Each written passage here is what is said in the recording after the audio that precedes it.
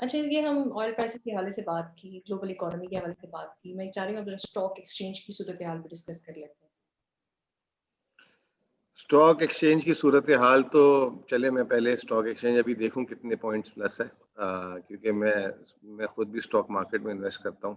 Stock market इस वक्त 120 point plus है और 46,100 के लेवल पे चल रही है।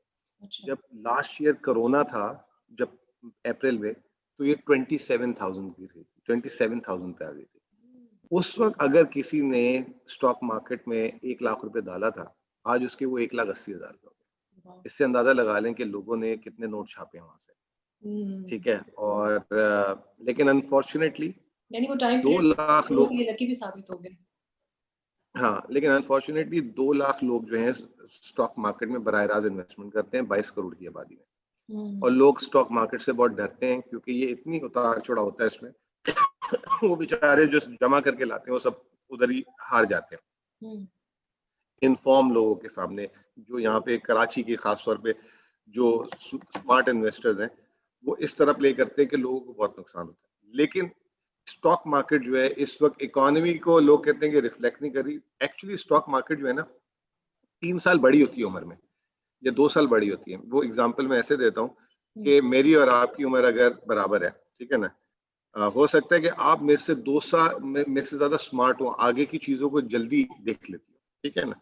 उसकी वजह से आपकी जिंदगी में जो फैसले हैं वो ज्यादा बेहतर होते हैं मेरे बनस्बत।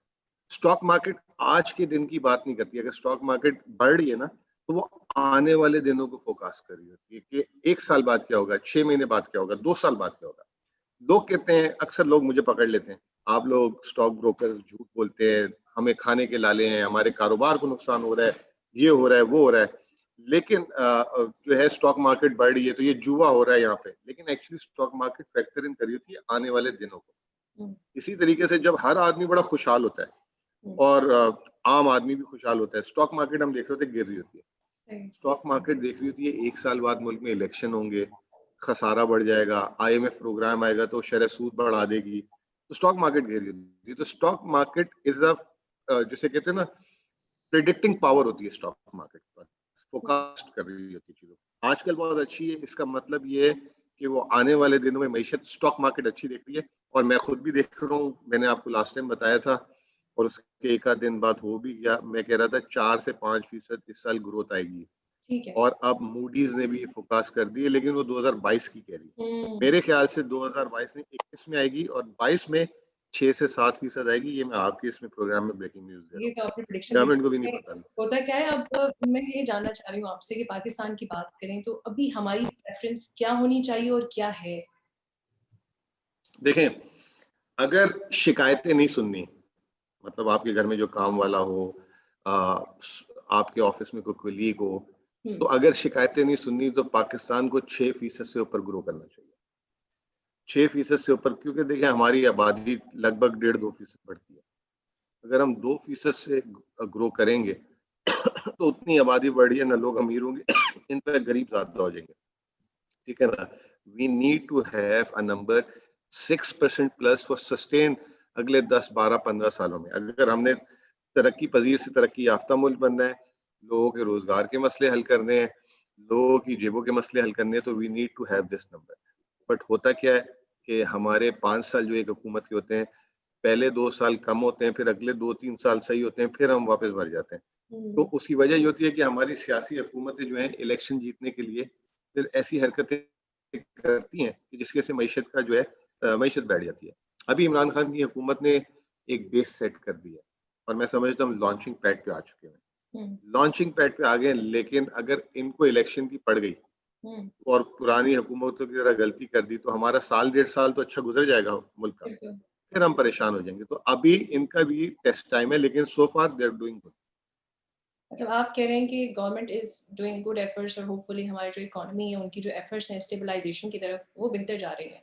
अच्छा, अब ज़रा लोकल इंडस्ट्री की हम बात कर लें, कंस्ट्रक्शन कंपनी हो, मैन्युफैक्चरिंग कंपनी हो, एक्सपोर्ट हो और चीज़ें बहुत अच्छी जा रही हैं। एक्सपोर्ट की जो रेशियो है, उसमें भी इंक्रीज़ आ रहा है। ये अच्छे इकदाम है, नो डाउट। लेकिन आपको नहीं लगता हमारे यहाँ जो स्मॉल एंड मीडियम इंडस्ट्री है, उसको लेकर हमें काम करने की मज़ीद ज़रूरत है? देखें, small and medium industry is the backbone of any country, और खास तौर पे पाकिस्तान जैसा मुल्क हम्म, जिसके पास कैपिटल कम है, यानी कि हम हैवी मशीनरी नहीं मंगा सकते, हमारे पास we have more hands, hmm, ठीक है ना, देन मशीन्स। तो जब आपके, if you have more hands than machine, तो you need to utilise your hands, ठीक हम्म, है ना। और वो how do you utilise your hands, जब आप उनको एम्प्लॉय करेंगे, ठीक है ना। और एम्प्लॉय, अगर एक आप लार्ज स्केल मैन्युफैक्चरिंग में जाएंगे जिसके पास हाईटेक मशीनरीज होगी, उसको they need very limited people, वो बटन ऑन करेगा, बटन ऑफ करेगा, वहां पे उस तरह के लोग चाहिए थे। तो पाकिस्तान में वी हैव अ जनरेशन, और यंग जनरेशन है, और दे नीड एन एम्प्लॉयमेंट। उसके लिए आपको जो है स्मॉल स्केल इंडस्ट्रीज को डेवलप करना पड़ेगा। स्मॉल स्केल इंडस्ट्री को जब आप डेवलप करेंगे तो रोजगार भी मिलेगा, और आपको जो है, आप अपने हाथों को जब इस्तेमाल कर रहे होंगे, हम्म, तो आपका जो है प्रोडक्टिविटी जो है, जो आप मशीन्स बाहर से या महंगी चीजें मंगा रहे थे और आपके पास पैसे नहीं है, तो उसको वो ऑफसेट करेगा। छोटी सी एग्जांपल देता हूँ आपको। पाकिस्तान की मजमूई एक्सपोर्ट्स हैं $25 अरब। हम्म, इस साल पाकिस्तान की रेमिटेंसेस $26 अरब आएंगी। रेमिटेंसेस एक्सपोर्ट से ज्यादा है। हम्म, क्यों? पाकिस्तान के 60-70 लाख लोग मुल्क से बाहर काम कर रहे हैं, यानी कि हमने अपने हाथ जो है 60 लाख लोगों को हमने मुल्क से बाहर भेजा हुआ, वो काम कर रहे हैं, और वो हमें तरसीलात ला के दे रहे हैं, पैसे ला के दे रहे हम्म। हैं। इसी तरीके से अगर हम इन्हीं हाथों को, दिमाग को एम्प्लॉय करेंगे, तो हमारी डोमेस्टिक इकोनॉमी स्ट्रांग होगी, एम्प्लॉयमेंट होगी। गवर्नमेंट को यहाँ पे पॉलिसीज हैं। हमारे ज्यादा एक्सपोर्ट से हमें अपने एक्सपोर्ट रेशियो भी बढ़ाना है रेमिटेंसेस के कंपैरिजन में, आपको लगता अच्छा, अब एक्सपोर्ट रेशियो कैसे बढ़ेगा? है? अब दुनिया में दो चीजें होती हैं, एक है कमोडिटी प्रोड्यूसिंग सेक्टर और एक है सर्विसेज सेक्टर, ठीक हम्म, है। अब पाकिस्तान में कमोडिटी का सरप्लस, यानी कि आप मिसाल के तौर पे मैं आपको छोटी सी एग्जांपल देता हूँ। आपके घर में आम का पेड़ है, सही। मिसाल ले लें, ठीक है। अब उस आम के पेड़ में 100 किलो आम लगा आया। अब आपके घर में इतने फर्द हैं कि 50 किलो तो आपको घर में ही जरूरत है खाने की, हम्म, ठीक है। अब 50 किलो खाने के बाद 50 किलो बचेगा तो आप बाहर बेचेंगे ना। ऐसा तो नहीं है कि अगर 50 किलो आई और 50 किलो जरूरत है तो आप बाहर तो नहीं बेचेंगे, पहले अपने घर में खाएंगे। इसको कहते हैं सरप्लस, ठीक हम्म, है। पाकिस्तान में क्या हो रहा है कि एग्रीकल्चर प्रोडक्टिविटी गिरती जा रही है, ठीक है। अब वो जितना आम का पेड़ प्रोड्यूस कर रहा था, अब हम उतना खा रहे हैं, क्योंकि हमारी पॉपुलेशन बढ़ी, हमने अपनी प्रोडक्शन नहीं बढ़ाई, हमने 1 से 2 आम के पेड़ नहीं किए घर पे, हम्म। ठीक है। हमें उसके लिए अगर एक्सपोर्ट्स बढ़ानी है तो अपने लिए सरप्लस क्रिएट करना है, यानी कि ज्यादा एग्रीकल्चर हमारे प्रोड्यूस अपनी करनी है, घर की और जरूरियात उसके पूरी बाद हमारे इस्तेमाल हम्म, के बाद बचेगी तो हम एक्सपोर्ट करेंगे। तो hmm, agriculture after, not after, before small scale industries, agriculture is very hmm, important. उसको हमें रिवाइव करना है। लेकिन हम्म, क्या हुआ प्रॉब्लम, ये एग्रीकल्चर डिक्लाइन की तरफ क्यों है? जब से 18 अमेंडमेंट हुई है। हम्म, आप 18 अमेंडमेंट को देख लें, 18 अमेंडमेंट के बाद से जब से एग्रीकल्चर जो है नीचे जा रही है, सूबों के पास गए, सूबे बस पैसे मांगते हैं और हर वक्त जो है वफाक को ताने देते रहते हैं। हम्म, खासतौर पे हमारी सिंध हुकूमत ने तो बहुत ही ज्यादा, जिसे कहते हैं, नुकसान किया है मुल्क का, और जो है ज़राअत नहीं बढ़ाई। पंजाब भी एक जगह पे खड़ा हो गया। तो हमें अपनी एग्रीकल्चर बेहतर करनी पड़ेगी। सरप्लस बनेगा, सरप्लस बनेगा तो खुद ब खुद हमारी एक्सपोर्ट बढ़ेगी। दूसरी मैंने बात की थी सर्विसेज। हम्म, सर्विसेज ये कि जैसे आप जैसे नौजवान लोग, ये वो सारे, ये जो है जो शहर से हैं, वो अपनी एजुकेशन के थ्रू सर्विसेज बेचें। जैसे आईटी सर्विसेज है, बहुत बड़ा स्कोप है, पाकिस्तान में 100% से बढ़ रही है हर साल। तो गवर्नमेंट में उसको क्या करने की जरूरत है?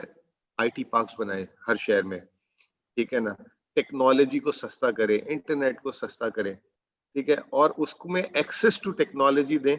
आप देखें, Pakistan is the smartest nation in the world, they can do wonders for the country. तो हमें जो असेंबली में जो जिम्मेदार, को हम कह लें तो ये भी अच्छा रहेगा। क्या कह रही हैं? स्मार्टनेस को अगर हम जुगाड़ी कौम का नाम भी दे दें तो this will be even better. देखें, वो देखें, जुगाड़ इज द, अंग्रेजी में इसको सोल्यूशन कहते हैं ना। तो जो हम्म, सोल्यूशन निकाले वो किंग है ना। हम्म,